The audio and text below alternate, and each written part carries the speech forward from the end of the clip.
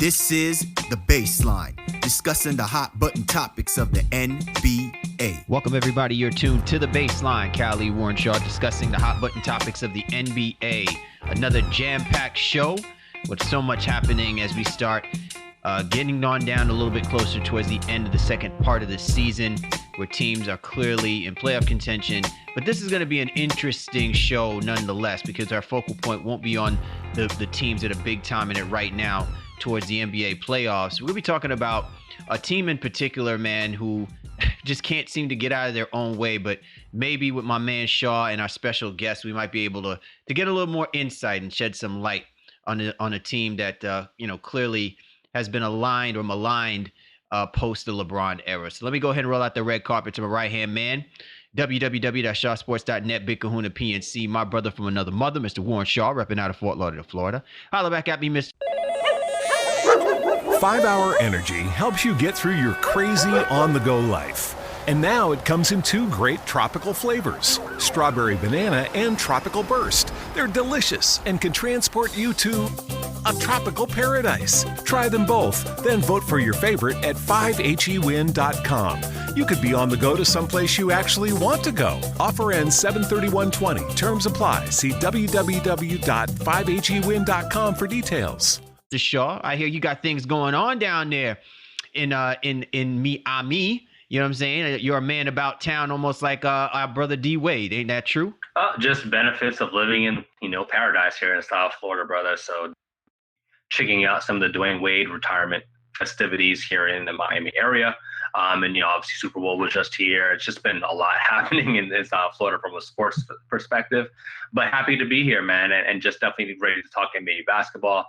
Got a good friend coming on a little bit to help us with the breakdown, so I'm going to go ahead and let you do the honors, bro. Yeah, and hopefully he'll retire from being a future judge for any NBA slam dunk competitions. What about rapping? Did you hear that? Did you hear that collab with Rick Ross and Udonis Haslam, season ticket holder or something like that? That's something. So get a whiff of that when you get a moment. When it drops. As my man Shaw alluded to, man, we have a great show on tap. In a moment or two, we're going to have our man Spencer Davies. He is a frontline reporter, beat writer. He works with our man Shaw on Close Up 360, but more importantly, he's got his finger on the pulse with the Cleveland Cavaliers, and we're going to break down what's happened with the situation with Coach Beilein stepping down, what the future is going to hold for the Cleveland Cavaliers under J.B. Bicker's staff, and whether or not this is an organization that cannot be associated with or in any kind of affiliation is just a team that just cannot be built for success for a long term without rolling the dice and luckily getting a generational player. Can they build this thing from the ground up? So we got a lot to hammer out with our man Spencer Davies coming on board in a few. And then also we're going to be talking about empty calorie players, the ECPs of the NBA, man. There are a few guys, man, that are posting all-star numbers, but they're playing on losing teams. And I guess the big question is, do these numbers mean anything? If these guys had better players around them, would these numbers have a more significant impact? Or is it that these numbers are just stat stuffers and they're just more to the benefit of the player and not to the team? So we'll talk about a few guys that are on our ECP radar. And as always, man, we appreciate you and yours for topping on board with us here on the Baseline NBA podcast. Be sure to get my man Shaw at Shaw Sports NBA or get at me at GameFaceLead, the show's Twitter handle at NBA Baseline. Available on all the major platforms. As always, we encourage you to use whatever platform you use to listen to podcasts. Look for the Baseline NBA podcast. Add us to your playlist. And certainly, if you like what you hear, allow us to be your go-to resource discussing all things happening in the association. You know how we do. You know how we roll. Let's talk Cavs here on The Breakdown. Time to break it down. Time now for the breakdown. Calorie, Warren Shaw, the Baseline NBA podcast. And to really dig into all the craziness that's occurred with the Cleveland Cavaliers and what has clearly been a tumultuous season. We got a man who's definitely got his finger on the pulse with regards to the Cavs. He is senior writer, deputy editor for B-Ball Insiders. Also, he drops jewels with my man Shaw on Close Up 360. Our man Spencer Davies is on board. Thanks for hopping on board with us to talk Cavs basketball, Spencer. I appreciate you guys inviting me on here. And yes, sir, I love the Close Up 360 love that you're showing Warren right there. Well, it's all family. And, you know what I'm saying? Like my man KG did during his Adidas days. It's a brotherhood, right? Yes, sir. But clearly there is no brotherhood when it comes to the Cleveland Cavaliers and their affinity for having sustainability at the head coaching position. And I mean, listen, I think it's funny because Sean and I had talked about this before the All-Star break when we heard word that Beilein was thinking about walking away or resigning and the possibilities of not coaching after the season. I'm like, once this gets leaked out, there is no possible way that Beilein stays the coach for the remainder of this season. You cannot have something like this hanging around. And it's like an ineffective, it's like an accidental Woj bomb being dropped. Right? Because I don't even think he cared whether or not it was supposed to happen. The fact that he now puts it out there and that everyone else is writing about it, The Athletic writes about it. I'm sure you've, have chimed in on it from a social media perspective. There is no way that a head coach can maintain credibility to guide the rest of that season if it's already being leaked out there that he doesn't even want to stay there for the remainder of the season. What are your thoughts on that? No, yeah, I agree. And the players definitely can kind of smell blood in the water, if you know what I mean, when it comes to not being fully on board. I mean, whether that's his fault or not, there was a lot of factors that play a part into what John Beilein decided to do. There's still some things going on, as far as his family's concerned, with his son that still hasn't been, information hasn't come out about that, and his stepping down from Niagara as head coach. And then you had obviously all of the leaking information coming from practices or on-court outbursts by Kevin Love and players consistently just questioning his methods and the language that they were using in plays, animals being used as, play calls. Like it was definitely just kind of not syncing and not really connecting with the guys. And that definitely didn't help his chances.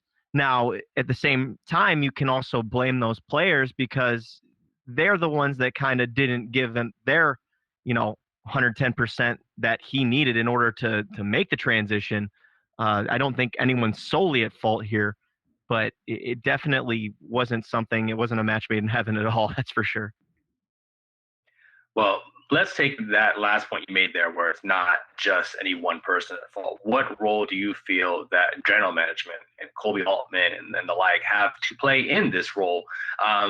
Bringing in a guy, because I don't want to utilize, I don't want to say kind of lazy narratives, because I think a lot of people says like, oh, when they see him, they're trying to replicate the success I guess Boston had with Brad's team, bringing in a college guy who, was pretty much was just excitable and had the chemistry with players, et cetera, and they try to duplicate that same success.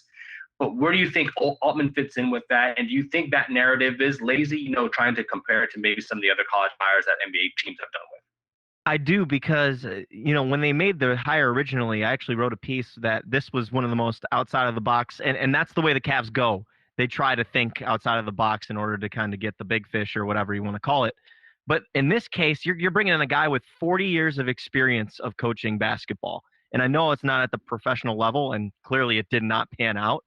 But this was one of those cases where you had to respect what the guy knew about the game. The reason I thought it was going to work is because he surrounded himself with assistants that did have pro basketball experience, such as J.B. Bickerstaff, who is the head coach now of the Cavs, and Antonio Lang, a guy who has been around as a player and as an assistant, most recently with the Utah Jazz. Guys like that. Dan Giroux, another assistant that was brought back from the Cavs last year and who had been with the team of previous years.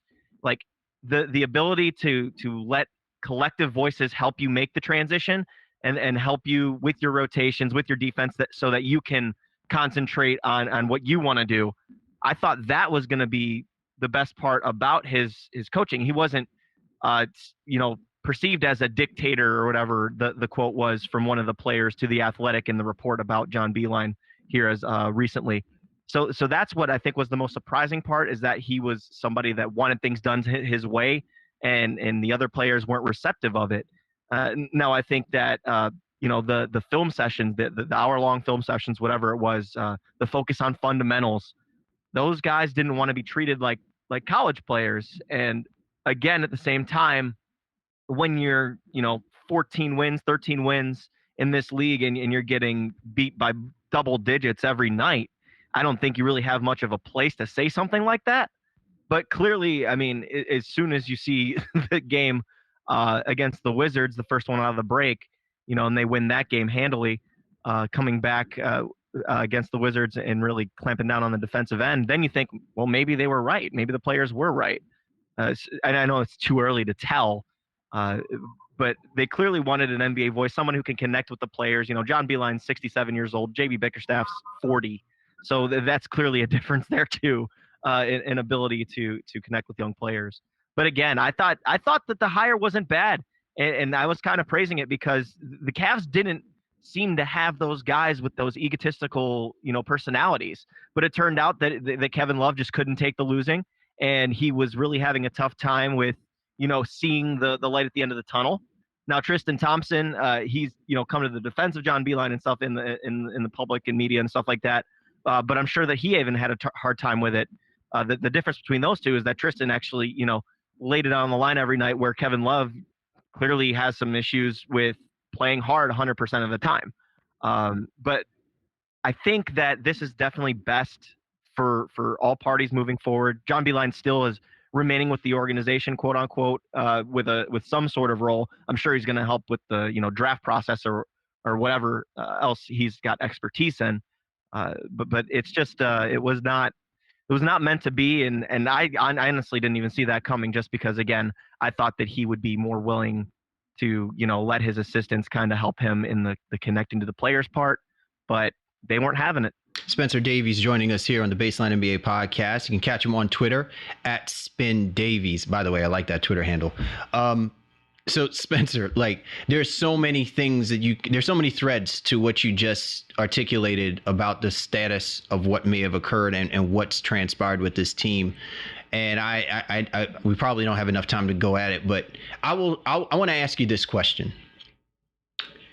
If not the period of which Dan Gilbert has access to LeBron James on two different occasions, could we be talking about Dan Gilbert in the same breath that New York Knicks fans talk about Dolan, in the sense that there just doesn't seem to be a coherent plan and a fully vested plan in them moving on from a certain period, a certain era of when basketball may have been prominent for that organization? We've seen the Knicks go through these struggles, and you can make the argument that the Cavaliers have gone through these struggles twice in a decade, right? Essentially. And they got it wrong with Kyrie Irving until LeBron came back, and I feel like they're getting it wrong with Colin Sexton, which is ironic because it's two guards that you come after the periods of having a LeBron James on your basketball team. I'm just trying to figure out what is the reflection like out there? What are people really saying about this Cleveland Cavaliers organization that makes other people on the outside now want to also question if whether or not these guys can really get it together and it not be dependent on just one transgenerational player like a LeBron James? I mean, you hit the nail on the head, and the public perception around here is that they're, a chaotic organization. I mean, they're trying to build a culture. They really are. They've got Kobe Altman here as general manager. They signed him to a long extension. It's the first one that under Dan Gilbert has gotten a second extension. And I think that asset accumulation-wise, that Kobe Altman has done a fantastic job. Draft-wise, that's still kind of to be determined. I think a lot of this also has to do with, in the NBA, you've got to get damn lucky in rebuilds to do the right things, okay? So Kobe entered into this whole thing with a ton of bad contracts and veteran players in a mix of young players that he had to kind of right the ship. And I think he did a decent job of that. It started all in the last championship season with LeBron James, when he made that trade for Jordan Clarkson, Larry Nance, all those guys that they moved out, and then, got the Brooklyn Nets pick, and that turned into Colin Sexton. Sure. And a lot of people thought that Brooklyn Nets pick was not going to be number 8. They thought it was going to be somewhere in the top 5. That, again, has to do with luck and how everything else goes around the team. And then you end up having the second worst record in the NBA last year, yet still get the 5th pick in the draft. And Darius Garland's your 5th pick this year. And they kind of might have, stabbed themselves in the foot a little bit by saying and comparing that they wanted to bring a Damian Lillard, CJ McCollum type of feel to that backcourt. So far, we have not seen that. And teams are just absolutely just railing on them on the defensive end and really just attacking them off the dribble, getting to the paint at will. And they definitely need wings. They don't have that on their roster right now. So I don't know if it's really fair to judge if this is the long-term outlook, because they don't have small forwards and size, the proper size, other than 4 guys in the front court that they're trying to find all 4 playing time. So that is kind of hard for me to judge, at least from my standpoint. When you talk about Dan Gilbert and that part of it, I don't know. I don't know. It seems that LeBron James is really just defining his legacy as an owner around here. But I think that Dan is really trying to get it right. If he doesn't meddle in things the way that he has in the past, I think they can do it.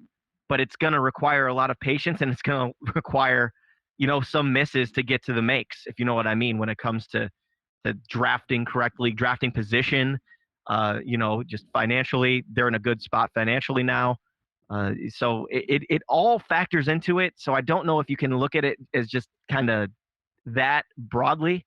Well, I agree with you. I certainly don't want to say that I'm trying to paint a broad stroke here. I'm certainly not trying to get Andy Warhol with my depiction of the portrait of what the Cleveland Cavaliers look like. And I think in some regards, maybe a lot of it is tainted because of the fact that the way that Dan Gilbert initially handled the first exodus of LeBron James, that somewhere along the lines you would have figured after the second exodus, which is clearly a little bit more amicable, even though it still stirred a lot of controversy, that he would take a different approach in having the type of personnel out there that clearly would be reflective of what the Cleveland Cavaliers clearly want to be moving forward, rather than just being, a heartland basketball franchise that, outside of the, is still, it have no choice but to love, because they can't love the Cleveland Browns because they can't get their act together. You know what I'm saying? So that to me is kind of like the sentiment with people in professional sports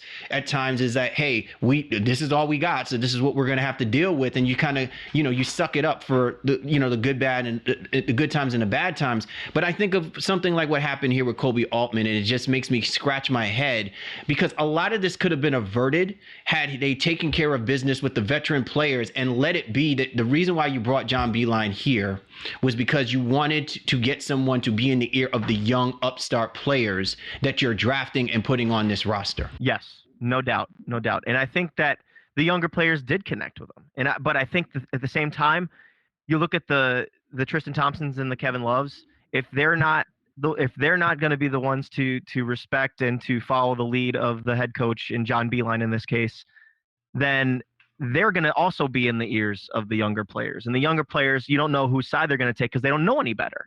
They don't know any better. I mean, shoot, Colin Sexton's going to be on his 4th coach. He's on his 4th coach right now since he got drafted in 2018.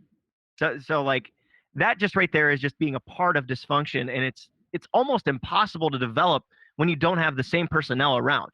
Now, the positive part for them in this case is that JB Bickerstaff was a part of the whole thing here at the beginning of the season.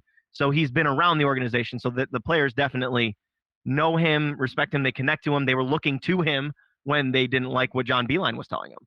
So that in that regard, I think that it's okay. But I think what the big goal here is to just make it consistent, make sustainable. This is what organizations need to do in order to survive in this league. And it's hard to see through when you make big mistakes and you're a young team with, a couple veterans that want to be winning championships like they were when they were in the heyday with LeBron James. I get that. But if you look at some of these rebuilding teams, even in the past, you look at the Sixers went through like 5 awful years, like terrible years. and they struck out on 2 different picks when it came to Nerlens Noel and Jahlil Okafor. Then they ran in somewhere to Ben Simmons and Joel Embiid, and then all was fine. So it takes multiple years. It really does. And again, you have to get lucky when it comes to what situation you are with the salary cap, what position you are in the draft, and then when you do have the position in the draft, get it right. So in both of the past drafts, I don't really know how they could have done anything better for where they were.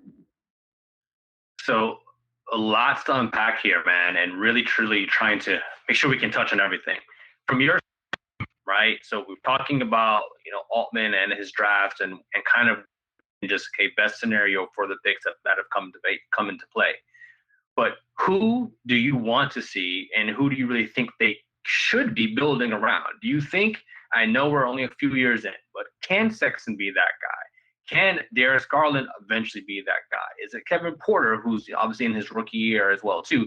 Are those the guys who you have to build around, or is it, based on what should potentially happen, in the lottery again or whatever this year, is that who's going to be the guy? Like, who do you think is really like this organization is trying to pour into the most to try to potentially, I don't want to say save the franchise, but to give it some sense of direction in terms of having a lead dog, if you will? Every game it looks like it's going to be Kevin Porter Jr. And JB Bickerstaff specifically pointed him out in the first press conference he had, head coach. They really like his versatility. This is one of the guys that they have that is multi-tooled. He's able to create for himself, create for others.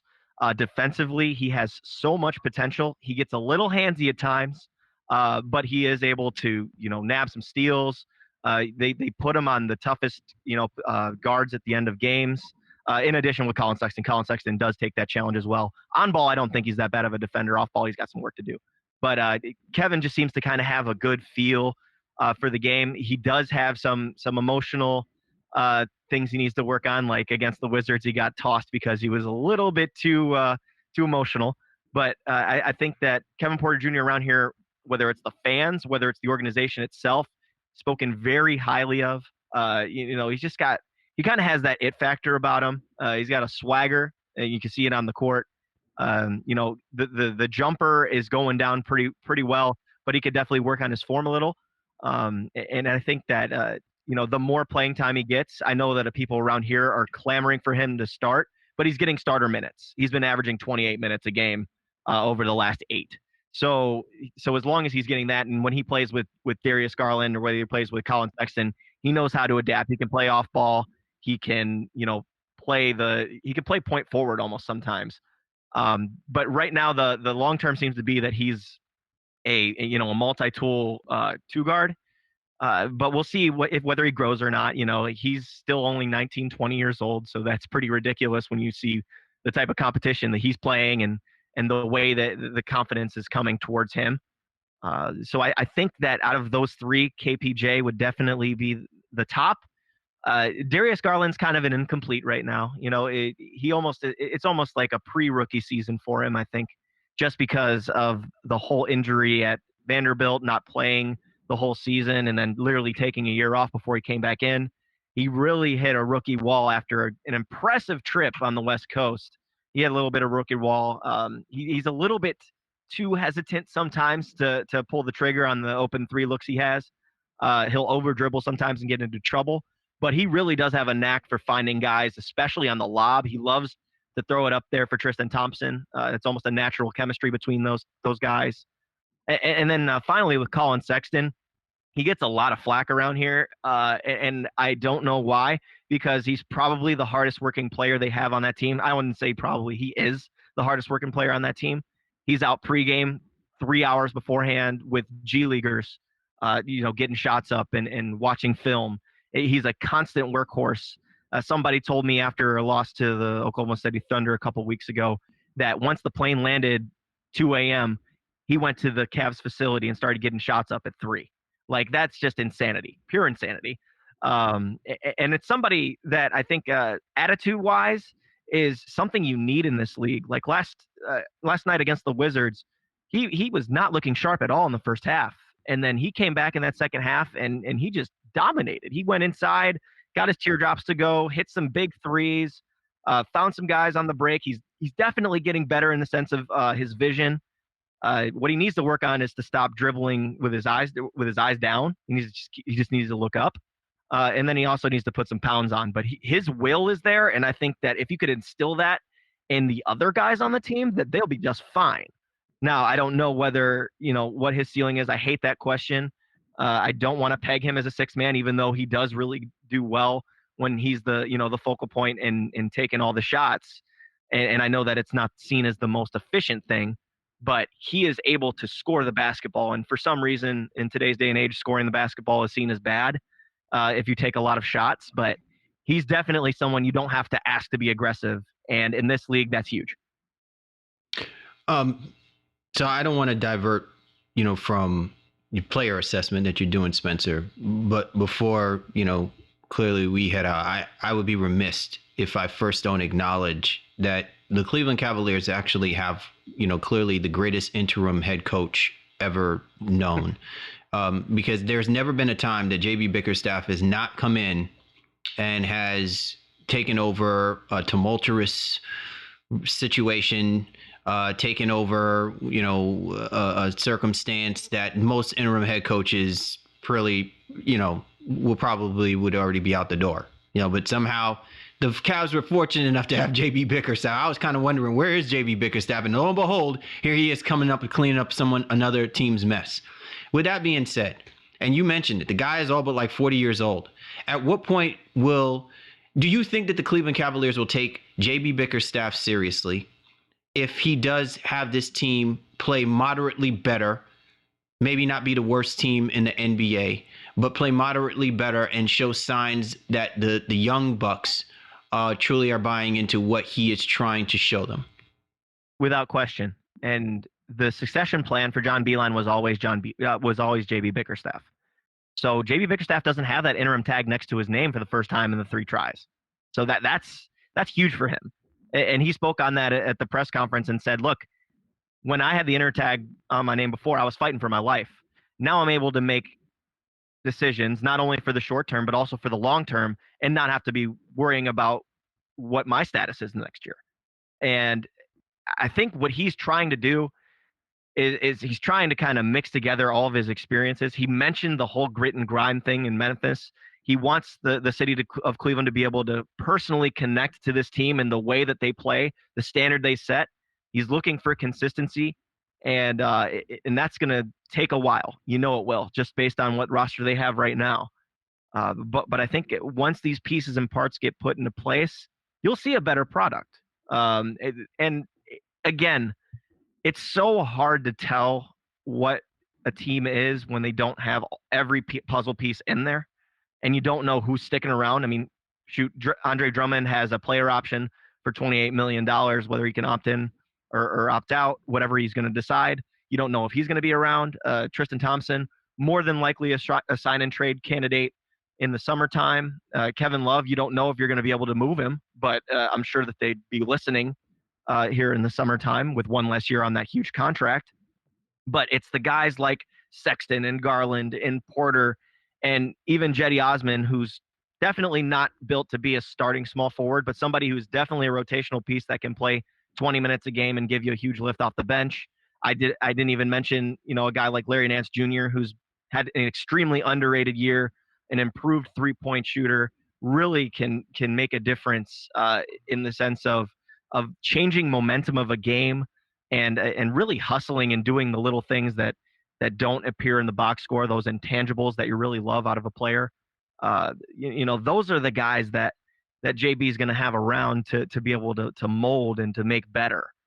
So I think that the Cavs are really in with JB here. They've done nothing but speak highly of him. The players are certainly going to bat for him so far here in these media availabilities. So I wouldn't be surprised at all if JB was the guy, especially because that was always the plan. And if the plan was for John Beilein to coach for 2 years, then have him take over in 2 years, then I'm assuming that JB was just going to be there the whole time. That makes perfect sense to me, when it comes to the succession plan. And I think a lot of about it. It's like, oh, you already have a successor already there in mind, especially within a 5-year deal. But nevertheless, we're at where we're at, and you did a great job, I think, maybe leading into this next question and point, because I guess I just want to flat out ask you, as a guy there, covers the team, understands what the organization is, the culture they're trying to build. I gotta say, I was surprised, and you mentioned it a little bit earlier as well too. I was surprised at Love. I think I wrote an article early in the year as well too. It's like, well, whether he stays or goes, he's not somebody who's gonna be fussy, right? And then all of a sudden, here he is being fussy, and he's taking to Twitter, and all those things that took place. And then there was the not beef with Colin Sexton himself. Of those bigs that you mentioned, Love, Drummond, and Tristan Thompson, and obviously the great intangibles that Larry Nance provides, to this roster. Who do you want to stay? I know there's certain things that you can't make somebody trade for Love, so to speak. They're gonna have to want to do that. But if there's a way to get rid of him or keep him compared to, and then also with Tristan, which one of those three guys do you want to be on board for what is supposed to be building with the culture for this Cleveland Cavaliers team?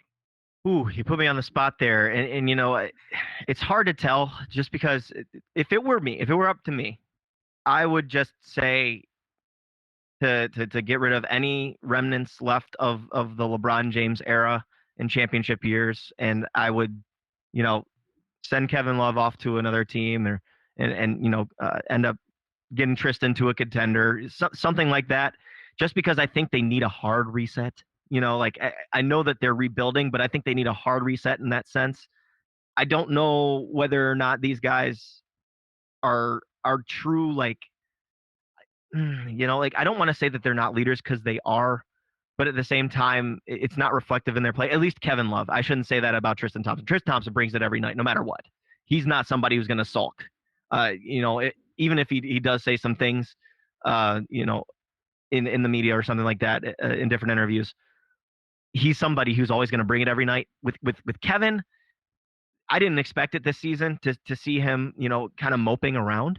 After some possessions, after he turns the ball over, he doesn't hustle back. There's certain times where he just doesn't close out, doesn't rotate, and that's disappointing. It's disappointing, frankly, because younger guys see that and they're going to take that in like a sponge, and they're like, oh, if he's taking plays off, then I can take plays off. You can't have that. You can't have those types of mistakes. Now, Tristan Thompson, that's a perfect example of a professional. He probably doesn't want to be here for all intents and purposes, but he's out there busting his ass. Last night against the Wizards is a perfect example of that. He's somebody who was told to sit on the bench because Andre Drummond came in on a trade, and he's not somebody who's pouting about his role. He's coming in and doing it for himself. He's going out there and still playing his butt off and getting the hustle points and doing Tristan Thompson things. I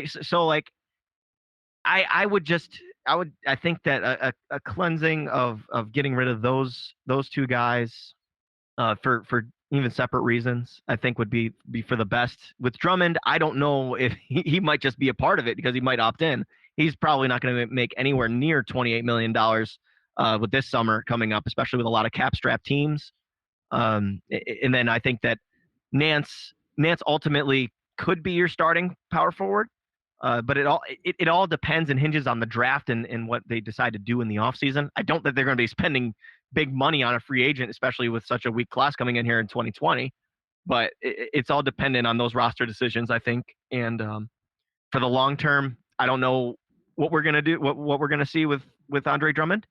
I think that this is a nice little trial period to see how he affects the young guards and their play in the pick and rolls and ability to drive with him as he can create space. And he's able to really push the tempo off of those defensive rebounds.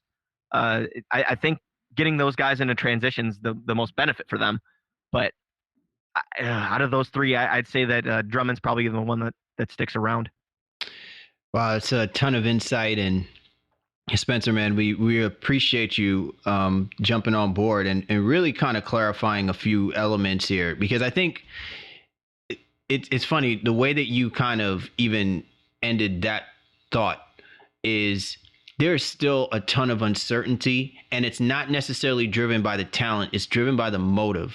that at some point when something is done with regards to Kevin Love, with regards to if anything can be done with, if anything is done with Drummond, if something is done with Thompson, then somehow it may affect or adversely affect the status of a Larry Nance. And it may affect, what is the future with the combination of Sexton and Garland. And so I think all of these things now really come into play. And I think in the end, what I'm taking from part of what you were just saying, not holistically, but just in part, Kobe Altman, man, everyone is really going to have to start focusing and paying attention and seeing what's going to transpire at the outset of this season and going into the off season about what exactly is going to happen here. Because ultimately, I would have thought that with Beeline still being the head coach, that he would have an influence on how Altman really should, what moves that they should be making to build, not the team that just he wants, but the type of team that's predicated on why he got brought in to begin with, the system that he had from a college perspective, if that can be influenced in what some of these guys are doing. But now that you've got rid of Beeline, JB Bickerstaff is an amenable type of guy, and I'm going to see how long they're going to allow him to kind of come out in his own, because I've always felt that that's been what's compromised him in being a legitimate head coach, is that they've never given him the space for him to do what his father had opportunities in doing when he was coaching the Wizards and so forth and so on. When, so it'll be interesting to see the Altman Bickerstaff relationship, because if there is any success that's going to come from this, there has to be some kind of unity with these guys. Am I off? Exactly. I'm thinking and that? they trust him too. They trust him because Bernie is actually in the Cavaliers organization and has been a part of the Cavaliers organization for a while. And Kobe Altman's assistant GM, Mike Gansey, has a very good relationship with Bickerstaff. So, all right. Well, all eyes will certainly be on Cleveland once the season ends, and hopefully it'll be with, promising eyes, to say the least. I think amongst us in the NBA community, and also the fans out there in Cleveland, they're tired of the losing, but I think they're tired of the drama that comes with the losing as well too. Spencer, man, we appreciate you hopping on board with us. If everybody wants to know where to catch our man, as always, he does this thing with Basketball Insiders. There's also Close Up 360, but surely get at him on Twitter at Spin Davies. Spencer, man, thanks for breaking down the knowledge for us this week. Yeah, Warren, thanks so much, guys. All right, you're tuned to The Baseline. Calorie, Warren Shaw discussing the hot button topics of the NBA, and this was The Breakdown. Time now for The Drop. Calorie, Warren Shaw, The Baseline NBA podcast, and our topic for The Drop, empty calorie, I don't want to say MCs, but empty calorie players, ECPs, dudes that are out there racking up the points, racking up the rebounds, assists, block shots, elevating themselves on a star level. But do these stats actually equate to a team being successful? Does it equate to elevating the rest of his teammates to being a better team? Is it helping these teams that they play for become viable playoff contending teams? Interesting topic of conversation, and the brainchild behind that, my man, Mr. Shaw. Because I don't think it gets talked about enough. We are now in a sport with basketball. We're in a state with basketball that a lot of emphasis has been predicated on the individualism of a player. We see it happen more often than not, that when we're talking about whether or not a team is capable of winning a championship, if LeBron James's name is not mentioned as part of one of those teams, then it seems like the chances of a team winning go down dramatically. And then very few teams holistically from 1 through 5 as your starting lineup are formidable enough when you play against teams that are comprised of, like, super teams, ones that carry 2, 3, superstars. When you got individuals posting up numbers, we make these guys believe like they're probably superstars, and they be put onto another team that will make that team incrementally better and therefore probably winning a championship. But is that really the case? So I know that there was a few players that you kind of thought about off the top of your head where the numbers really don't depict whether or not it translates to winning. So for sure for me, looking at 4 guys, the conversation, and follow our show, I'm on NBA Twitter a lot, I'm just, and I love listening, and in some ways, I guess, eavesdropping, I guess, on some others' conversations and threads sometimes. And it kind of gave me the idea. It's like, there's a lot of players out there, a couple players out there that get accused of the empty calories, where their stats don't match up. They don't really impact winning. It's like, yeah, these are great. I remember Kevin Love in Minnesota, back in the day, that was like, all right, these gargantuan numbers. If you can date it even further back, a lot of people thought Sharif Abdul-Rahim, when he was with the Grizzlies and the numbers he's put up, it was like, all right, but is it really impacting winning?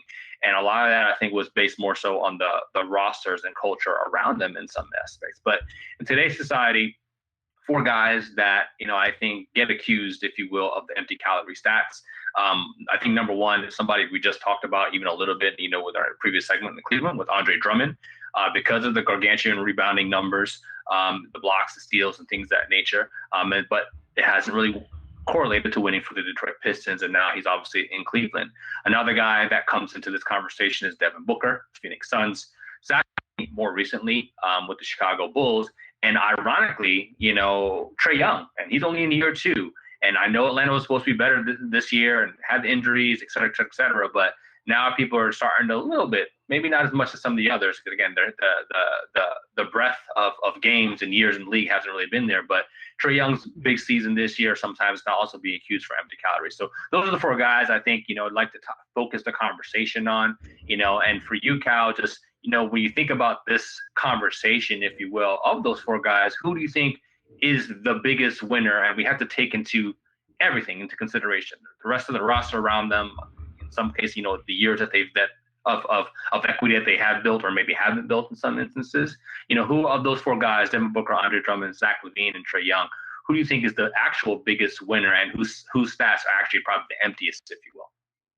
So your definition of winning is as far as the numbers validate at least the potential that if not on this team for this year, or maybe in a future team, or future, in the future, a few years from now, or on another team, if he was still putting up these same numbers, that they would have a solid impact. That's what you're defining as winning? Well, I think we can, if you want to go from a more scientific or analytical approach to it as well too.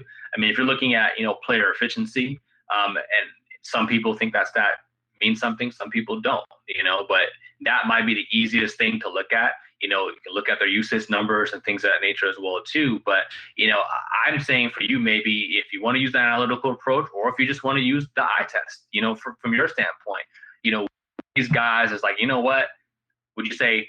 He's not the problem, or he's the problem, because he's just out here shooting it and, and grabbing a bunch of rebounds, but it doesn't really mean anything. So I think it's up to interpretation. Okay. So, well, it's interesting because you brought up all 4 of them, and I thought maybe we would probably go through each one individually, because I think each of these guys' circumstances are a little bit different. I will say this. Let me put it in this context. Andre Drummond, to me, stands out of the rest of these guys because Zach LaVine, Devin Booker, and Trae Young were basically high draft picks. And they were recognized in very different ways than maybe Andre Drummond had been when he came out of Connecticut. When Andre Drummond came, he was like really one of the last of the young big men that you could discuss in that light, where he was the last transition to how we talk about a Joel Embiid. Okay, he's an old school kid where when you talk about big man with upside potential, that you talked about it in the sense that if he's on the right team and gets coached up properly, he can have an impact because of his athleticism and what he was doing when he was playing in college, right? And when you look at what happened with Andre Drummond, he essentially basically came from the ground up. Nobody knew him. Nobody gave him, any favorable treatment when he was in Detroit. He basically had to scrap and claw and earn the respect of the team that he was playing with to say, I deserve to be a starter. I deserve to be, I deserve to be on this team. I deserve to be a starter. I'm trying to remember who was that center that they had, absolute bust, that was occupying a ton of their minutes. European dude. I forget what his name was. Darko? Yeah, Darko. Right? Like Darko was eating up minutes from Andre Drummond. You know what I'm saying? So Drummond, to me, when you look at these guys, I don't know if you can say that his numbers are empty calorie, because he's never been put on a team where at the center of what they were supposed to be doing with him, they fully tried and to execute it in that way. I think that he's been compromised so many times over, and he has figured out a way for him to elevate himself as a big man. But now in the era of where the big man has no, is not defined by being in the 5 position, he then becomes like a dinosaur, when in essence, he's one of those guys where it's like, if you give me opportunities and chances, I can show you what the things that I do and have been doing can have an impact on a team that needs that. Because that wasn't what the problem was with the Detroit Pistons. So that's my particular take with regards to Drummond. As it pertains to the other 3 guys, I don't know if there's enough of a sample size, because Zach LaVine had been injured so far the early out part of his season, and playing in Minnesota, they never utilized this kid in the way that I think that they could have potentially used him. Now in Chicago, unfortunately, you're paying on a bad team, but they have elevated him and his importance to such a degree that it's hard for us to say that these points that you score and your 3-point shooting and the athleticism, what does all that mean for a team like the Chicago Bulls? I don't know if it really means anything, because there's been so much surrounding Lauri Markkanen and the fact that he's supposed to be the important player, that it completely overshadows what Zach LaVine truly has been doing. I think in many respects, Zach LaVine should be a franchise player, because he's been doing this as long as he stays healthy. But neither one of their star players can stay healthy. So because of that, it cancels each other out. And Devin Booker and Trae Young, I just think the verdict is out. Whether or not their star status as guys who come into this league playing that guard / shooting guard type style, where they can just go off for 50 points on any given night, I don't know if that carries in the same light when we see Steph Curry do it yet. Right? And they're playing on 2 teams with 2 organizations that have not done anything right in the last 30 something years. Right? Or what in this particular case with the Suns, maybe the last 20 something plus years, or since the Barkley era. So, I'm sorry, not Barkley, but D'Antoni with Nash and with Stoudemire. Right? So my whole thing is, a lot of these guys, they are elevating themselves, but it's being compromised because they're playing on organizations that clearly do not know what to do when they see an uprising talent like these guys come in and are actually making a name for themselves, but not making a name for the organization. I think those are all, great points. And for me, if I'm going to take a pseudo-analytical approach to it, I think, and I'm going to go by what's happening this year, the PR tends to lead that LaVine has the emptiest calories, if you will. But I think he's probably one of the most improved guys in the NBA over the last, 3 years, if you will. I just think he's transformed his game, and I know he wants it. And that's part of it too. I know he wants it. And efficiency a lot of time is what doesn't get taken into consideration. Is sometimes it's not about, the guy is just out here jacking up a bunch of shots, so to speak. It's like, well, who else can actually do the thing with the basketball, right?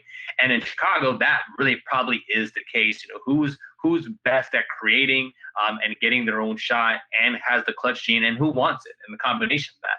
And LaVine probably wants it more than any other Chicago Bull on the entire roster, with the exception of maybe Kobe White, who's obviously, a volume shooter when he gets in there, but still in his rookie season. But PR says that LaVine's calories are the emptiest, or his stats don't mean as much. I want to go back to what you said a little bit about Drummond, because I think he's just in a space where, he's becoming a dinosaur, as the terminology is thrown around a lot in the modern NBA. But you can't tell me that he cannot help somebody. And I understand the number of what he's going to be paid at, obviously $28 million player option next year. And he probably doesn't sniff close to that because of where the league is going. So I think people look at his stats and say, okay, well, he gets paid too much for what he does. He's the least volume scorer of this, only averaging 17 points a game, which is not bad and it's pretty good even for him by his standards. But he's somebody, I think, again, if he's getting 13 a game, or if you will, he can still get 13, 14, 15 rebounds, and get you a block and a steal or whatever it is, and be somebody who can impact your franchise. But when you have nothing else around him, and he has to be, in some instances, like he was in Detroit for a little while, the focal point, well, yeah, then there's just nothing else he can do, because based on where we are in today's NBA, he cannot be your star player. That much is for sure. He cannot be the number one guy on your team, even if one paid guy on your team. And I think that's where the misnomer kind of comes in when it comes to Drummond. But with regards to Booker and Young, I think those two guys are phenomenal. And Booker's increased his efficiency this year. Trae Young actually has the highest PR of all the four guys that we're talking about here as well, too. But Booker, going back to him, his turnovers are down a little bit, and that's obviously credit to Ricky Rubio being there and not having to have the ball in his hand as much. But his scoring is up, his passing is up, and just everything about him as he matures into his body, into an understanding of the NBA. I think he's a guy who's definitely somebody who you can build around and impact winnings. So to me, the easiest answer is going by the PR and say LaVine, but I don't think any of their guys, their stats are empty. I think that in some ways, because of the situations they're all in, they're all victims of that. And Drummond specifically based on the rosters that have been constructed around him over the years. All right, so let me ask you this final thought then. When we talk about we're going to do this like how we did one of our previous episodes of, whether they're alpha or they're a complementary type player. So I think you answered the question regarding Andre Drummond. I think you believe that Drummond is a complementary type player. You don't see him as an alpha, which I agree with you. I personally believe that Drummond is a complementary player. You put him alongside some other quality players, and I think his numbers and what his impact will be far outweigh what he's gone through these, the early part of his career so far. Trae Young, alpha or complementary?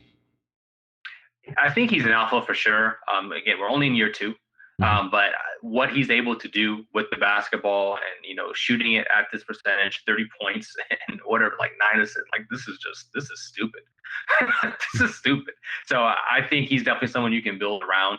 And he can be your number one guy, slide of build. And we've seen it, obviously, and the comparisons get lazy at times with Steph Curry, but there is some similarities in that. Devin Booker. Yeah, I think he's an alpha as well. That's interesting.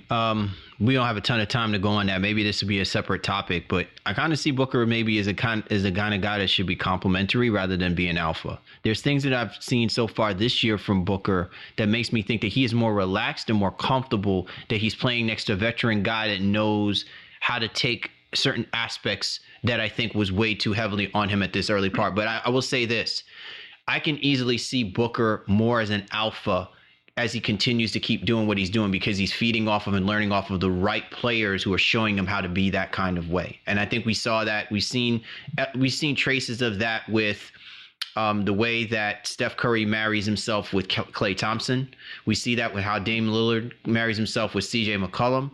I could easily see that with Devin Booker. As a matter of fact, you could kind of make a little bit of the argument that Devin Booker's lineage is similar to that of a Damian Lillard, minus the underdog, come up type thing.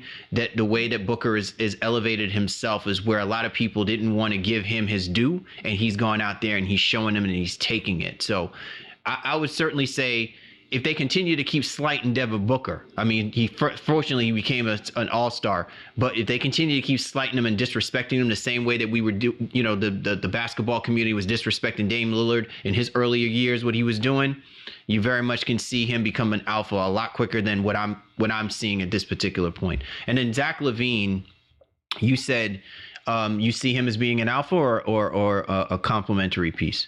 I think by virtue of his position, he's an alpha. I would prefer LaVine as a guy who was more of a number two, if you will. The one comparison I want to use in kind of all of this, right? Because the guy that we pick on a lot in our podcast, maybe picking on is the wrong terminology, but we assess and evaluate, right? I've for longest time said Paul George was not a number one dude for the longest time. Right. And so it's interesting because in my own head, I'm like, well, I think I would take Paul George over Devin Booker.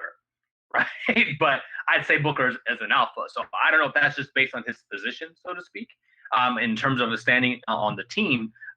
But Paul George is like the complimentary guy to a guy like Kawhi Leonard, who was like a superstar. Mm-hmm. So if you're able to find superstars, then sure, fine. If you can put Kawhi next to Devin Booker, then sure, no doubt. Then he's more of a complimentary piece. But in my just assessing, looking at where they are and what I think they could potentially be, I think there is that level of alpha guy. And again, I've said this all the time. I don't just because you score a bunch of points or you're the leading scorer doesn't mean you're the alpha of the team, so to speak. But with Levine, I think I'd definitely be more comfortable with him as a complementary player, despite how much he wants to be an alpha and his work ethic, which I think is a phenomenal. Again, I'm really impressed with his ability to grow his game in general. But I definitely think he's a complementary guy more than anything else. All right. Well, now that we've saturated the game with all the fat content that you could possibly assume, them empty calories seem to be very fulfilling, none to say the least. But we definitely want to get your take on whether or not you see these four guys as just being empty calorie players, ECPs. Get at us at NBA Baseline. Cali, Warren Shaw. This was The Drop. Coast to coast. Time to go coast to coast discussing the news in the association. You ready to rock and roll, Mr. Shaw? Absolutely, man. Let's ride. All right, Dame Lillard, he's out 4 to 5 games. Clearly, the Portland Trailblazers are in the playoff hunt. Big loss. Yeah, not amazing for them. Obviously, losing your leading scorer and leader and culture of everything in Portland out right before the All-Star break, or right as the All-Star break came through. Wasn't able to heal himself over that course of the time that they were off. But still missing out the 4 to 5 games. CJ McCollum and Carmelo and Whiteside and those guys have to hold it down to keep Portland in the playoff hunt here. All right, out in Minnesota, the Big Cat. He's been stymied. He's going to be out for 2 weeks, albeit, though, I don't know whether or not the Timberwolves are going to be completely missing out on anything significant happening as long as they can get him healthy and keep D'Angelo Russell healthy. Yeah, D'Angelo Russell, where he's gone, injuries have followed, right? So he comes to Minnesota, and then I think he got 1 game with Cat, and now he's out again as well, too. And some speculation of whether or not Cat will even return. He wants to, and obviously he wants to help build the rapport and culture with his homeboy, his Call of Duty partner in D'Angelo Russell. So hopefully that does end up happening. But in the meantime, guys like Malik Beasley, Naz Reid, and those guys will get a chance to step up while Cat is out. All right, DeMarre Carroll, Jeff Green, what they have in common? They all get bought out. Them to buy we out. Slam pack on the small ball. So DeMarre Carroll, 3-and-D guy. Jeff Green, in some ways a 3-and-D guy. Those are going to be your backup 4s and 5s the way Houston is playing right now behind Covington and Tucker. So veteran guys who understand what they need to do. Should be minimal impact additions, but again, just completely small ball is the way to go in Houston, and they don't give a damn about what anybody got to say about it. Man, did you hear the word, Shaw, that the Pistons bought out Reggie Jackson? There's your boy. Oh, okay. I didn't know whether or not that was announced previously before. Our man Markieff Morris in the buyout situation, and he decides he may be going to the Los Angeles Lakers. So I don't know who may have won out of those particular deals, but make of it what you will. Yeah, exactly. So Marcus Morris and Reggie Jackson end up in LA Clippers style, and Markieff Morris ends up on the LA Lakers. Yeah, a lot of begging. a lot of betting. We'll see whether or not these guys will have an impact, or else maybe there's a lot of empty calories on that bench between the Clippers and the Lakers, if that's the case. Finally, Shaw, as we talk about Lakers and emptying, they decide to waive DeMarcus Cousins. I mean, that was your young son for a while there, man. So, it's unfortunate that, again, he suffered another torn ACL, another leg injury, another season that's basically gone astray. And the Lakers, obviously needing to make room for Markieff Morris, decided that, hey, man, we got to kind of send you along. Yeah, because goes away. And it's crazy. It might be a story to write about at some point, too, just thinking about the careers that how they've gone derailed, like with Isaiah Thomas and Cousins, both two guys who were in Sacramento, at the same time for a little while.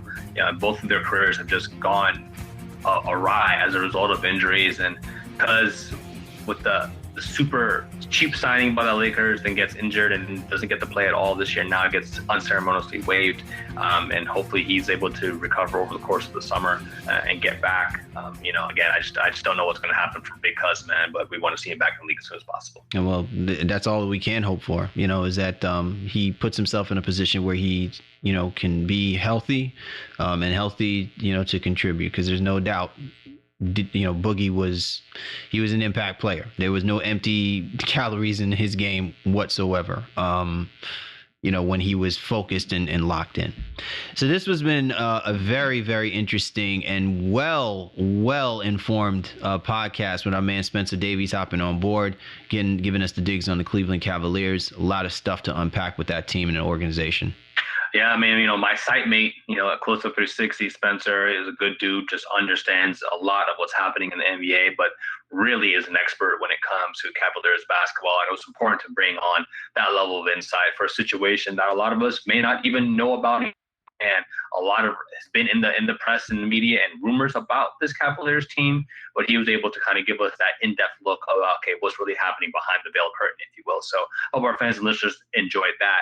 I know I did, and looking forward to being able to bring him on, and get a little bit more in depth what Cleveland does over the course of the summer. Absolutely. Well, so once again, we appreciate you and yours for hopping on board with us this week. Special thanks to our man Spencer Davies. Again, be sure to get at him at Spin Davies. For the baseline, Calorie, Warren Shaw. We appreciate you guys. You know we do. And we'll catch up with you next time.